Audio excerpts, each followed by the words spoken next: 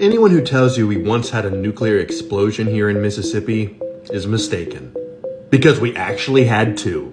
Mississippi may not seem like a natural place for nuclear weapons development, but as the arms race picked up in the 60s, the Magnolia State played a big part. In the 1960s, the United States and Russia had entered into a partial testing ban, which meant no nuclear explosions that were atmospheric or underwater, mainly because people were, and rightly so, concerned about the potential health risks. But underground was still an option, mainly because we didn't know if we could detect whether or not an enemy country was conducting those tests.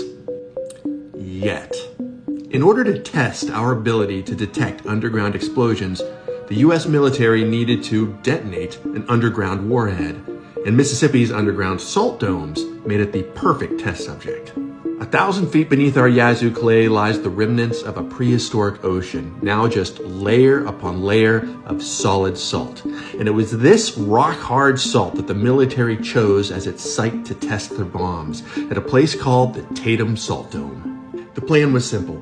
The military would detonate their first nuclear bomb, called Project Salmon, deep inside that Tatum Salt Dome. That explosion would create a massive crater.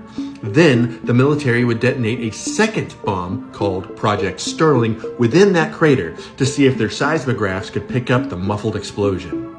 Nearby residents were evacuated, and on October 22nd, 1964, at a depth of 2,700 feet, Project Salmon exploded. The results were bigger and more violent than anticipated. Witnesses say that the soil rose and behaved like ocean waves.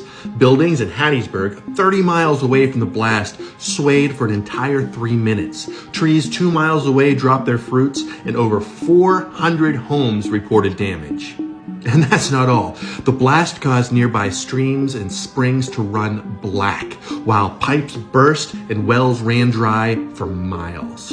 All this from a single warhead buried half a mile underground in solid salt that was only a third of the power of the bomb that was dropped on Hiroshima.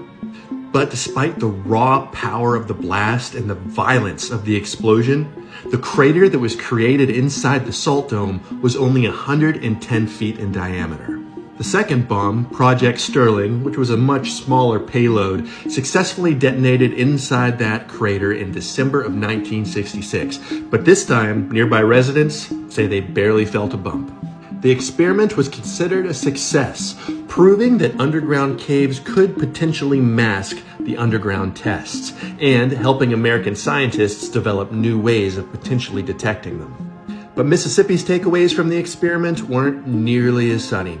Despite being compensated for the property damage, the Pine Belt now dealt with a whole new host of problems. For one, when researchers later drilled into the blast sites, they accidentally brought up radioactive soil and water. And they did it twice. Residents began complaining of an increase in cancer in the area, and the federal government eventually paid $2 million to install a new water system so that residents wouldn't have to use their wells. It took 3 more decades before the residents of Baxterville finally had access to clean water. Just recently in 2015, the federal government paid out $5.5 million to local laborers who had worked on the Project Salmon site and who had suffered from radiation exposure.